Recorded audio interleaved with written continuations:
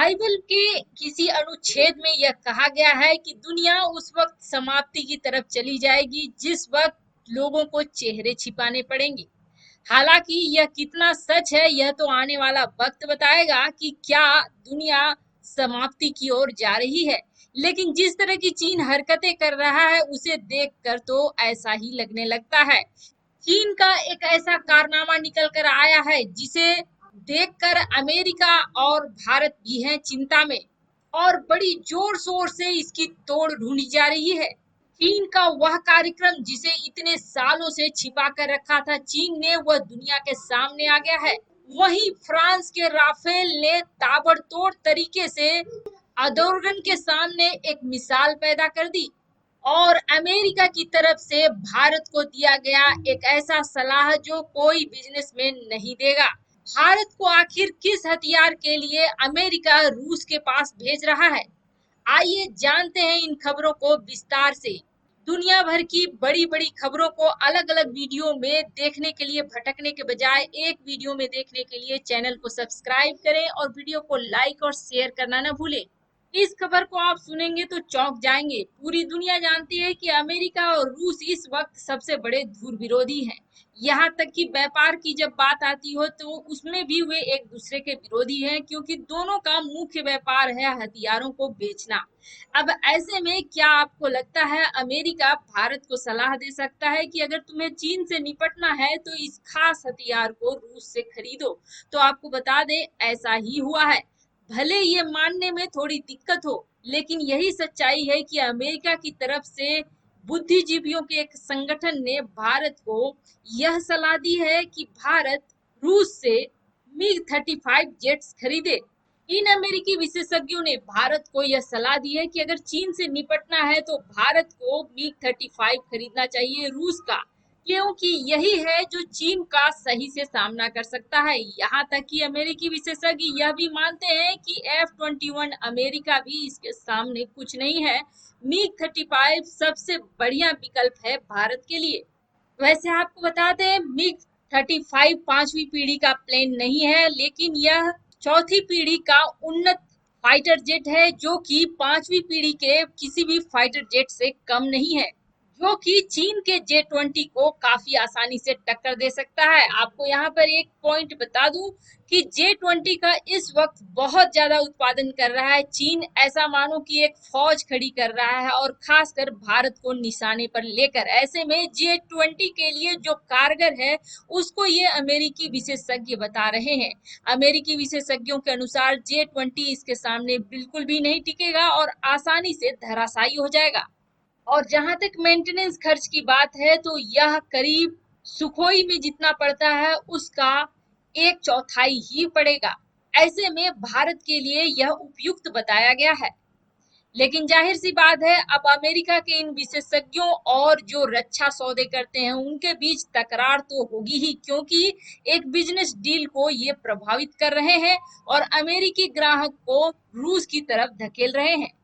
चीन से इस वक्त ऐसी खबर निकल कर आ रही है जिसे जानने के बाद चीन की चालें कितनी दूर की होती हैं यह पता चलेगा। वैसे तो आपको बता दें इस तरह का प्रोग्राम रसिया भी करता है लेकिन चीन इस मामले में 2 कदम आगे निकल चुका है।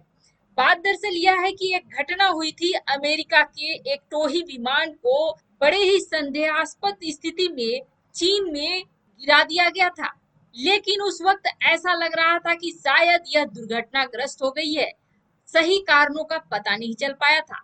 तब से अमेरिका की खुफिया एजेंसी इसके पीछे लगी हुई थी कि आखिर ऐसा हुआ कैसे। उस वक्त हल्की फुल्की यह खबर मिली थी कि चीन ने एक लेजर बीम वाला कोई ऐसा हथियार बना लिया है जिसका इस्तेमाल करके वह काफी आसानी से इस तरह का काम कर सकता है। लेकिन अब उसका यह लेजर हथियार बहुत ज्यादा ताकतवर हो गया है और इतना ज्यादा ताकतवर हो गया है कि अमेरिका या भारत के सैटेलाइट को ध्वस्त कर सकता है, इनकी आंखों को बंद कर सकता है, क्योंकि सैटेलाइट ही इनकी आंखें हैं। खासकर भारत के लिए जो दुर्गम क्षेत्र है जहां पर नजर रखना आसान नहीं होता है वहां सैटेलाइट के माध्यम से नजर रखी जाती है। अब आप सोचिए अगर लड़ाई के समय इन सैटेलाइट को ही ध्वस्त कर दिया जाए तो क्या देख पाएंगे और किस दिशा में जाएगी वह लड़ाई। और इसकी पुष्टि करी है डीआईए ने। डीआईए है क्या? तो पेंटागन का डिफेंस इंटेलिजेंस एजेंसी है, जिसने ये पूरी रिपोर्ट दी है कि यह एक अंतरिक्ष में खास करके लड़ने के लिए बनाया गया टूल है, जो कि ground based anti satellite missile है। यानी कि जमीन से इन सैटेलाइटों पर वार करने के लिए इसको बनाया गया है। भविष्य में चीन अगर लड़ाई की स्थिति होती है तो इसका इस्तेमाल इलेक्ट्रॉनिक जैमर के रूप में कर सकता है, साइबर अटैक के लिए कर सकता है और छोटी छोटी सैटेलाइट्स को गिराने के लिए भी कर सकता है। वैसे इसके बारे में यह कहा जाता है कि 2006 से चाइना इस तरह का लेजर वीपन बना रहा था, लेकिन उस वक्त सिर्फ यह टेस्टिंग फेज में था। आज चाइना इस पर काम करके काफी बड़ा हो गया है और इसमें उसने high powered microwave, radio frequency, railgun और पार्टिकल बीम जैसे खतरनाक हथियार जोड़ दिए हैं। लेजर को सबसे ज्यादा अच्छा एंटी सैटेलाइट माना जाता है, क्योंकि यह काफी इफेक्टिव वे में गिरा सकता है किसी भी सैटेलाइट को। वैसे ही इस क्षेत्र में सिर्फ चीन ही अकेला नहीं है, बल्कि रूस ने भी ऐसा ही एक सिस्टम बना रखा है। 2017 की रिपोर्टों में इसकी पुष्टि होती है कि रूस ने भी इस तरह के सिस्टम बनाने में काफी पैसे लगाए हैं। यानी कि अंतरिक्ष की लड़ाई के लिए भी चीन और रूस तैयार है। हालांकि चीन का यह लेजर हथियार अभी उतना कारगर नहीं है। यह छोटे रेंज में ही काम कर सकता है, लो ऑर्बिट के सैटेलाइट को ही गिरा सकता है, लेकिन आने वाले 6 महीने में इसकी ताकत बढ़ाना चीन के लिए बहुत आसान है। रिपोर्ट में यह भी कहा गया है कि चीन इसकी ताकत बढ़ाने के ऊपर काम कर रहा है और मिड 20 तक, यानी हो सकता है 1-2 महीने में ही वह इसकी ताकत को बहुत ज्यादा विकसित कर ले या विकसित कर चुका हो। ऐसा लगता है चीन की हरकतों को देखकर जैसे वो जल थल आकाश हर जगह से अपनी तैयारी पूरी करके ही दुनिया के लगभग हर देशों के साथ लड़ाई करने को उतारू है। और इन सब में दिलचस्प बात यह भी है कि चीन ने एक ऐसा सिस्टम भी बनाया है कि अगर उसकी सैटेलाइट को किसी तरह से हानि होती है तो वह रिपेयर कर सके, यानी रिपेयर करने का हथियार भी चीन बना चुका है। तुर्की के राष्ट्रपति अर्दोगन की महत्वाकांक्षा तुर्की पर पड़ रही है भारी। नाटो सदस्य होते हुए भी तुर्की जिस तरह से बर्ताव कर रहा है वह नाटो संगठन के लिए ही संकट बनता जा रहा है। अब इसके बाद फ्रांस ने बड़े जोरदार ढंग से तुर्की के उस कार्य का बदला लिया है जिसके बारे में फ्रांस ने पहले ही कह दिया था कि तुर्की ने ऐसा करके अच्छा नहीं किया।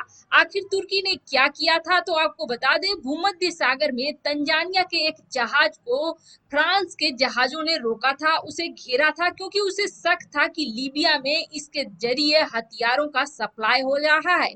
इस बीच तुर्की के जहाज आ गए और उसने फ्रांस की जहाजों पर हथियार भी तान दिए थे, जिसकी वजह से तंजानिया का वह जहाज फरार हो गया था। इसके बाद बौखलाए फ्रांस ने तुर्की को उसी वक्त कह दिया था कि ये तुमने अच्छा नहीं किया है और इसका परिणाम भी अच्छा नहीं होगा। अब उसको पूरी करके दिखलाया है फ्रांस के राष्ट्रपति मैनुअल मैक्रोन ने। इस वक्त तुर्की और फ्रांस के बीच तनाव बहुत बढ़ गया था। अब फ्रांस ने आगे बढ़ते हुए अपने राफेल का इस्तेमाल करा है और इस राफेल के इस्तेमाल से तुर्की का एक एयरबेस तो तबाह हो चुका है। तुर्की का अल्बाटिया एयरबेस पूरी तरीके से चला गया है इसमें। और सबसे बड़ी बात यह है कि लीबिया के जिस सैन्य अड्डे पर यह कार्रवाई की गई उस पे F-16 विमानों की कतारें खड़ी थी और साथ ही साथ अत्याधुनिक रडार सिस्टम भी थे, लेकिन ये रडार किसी काम नहीं आए। फ्रांस की ये विमान आसानी से अंदर चले गए और अपना काम करके वापस भी आ गए। ऐसे में F-16 विमान बुरी तरीके से बर्बाद हो गए हैं और वह एयरबेस भी बर्बाद हो चुका है। अब तुर्की ने सोचा है कि वहां S-400 लगाया जाएगा ताकि राफेल को काउंटर किया जा सके। आपको बता दें, इस कार्यवाही से एक तो राफेल ने अपना ऊंचा कद बना लिया है, वहीं साथ ही साथ तुर्की को एक तरह से फ्रांस ने अपनी भाषा में समझा भी दिया है कि तुर्की अपनी हरकतों से बाज आए।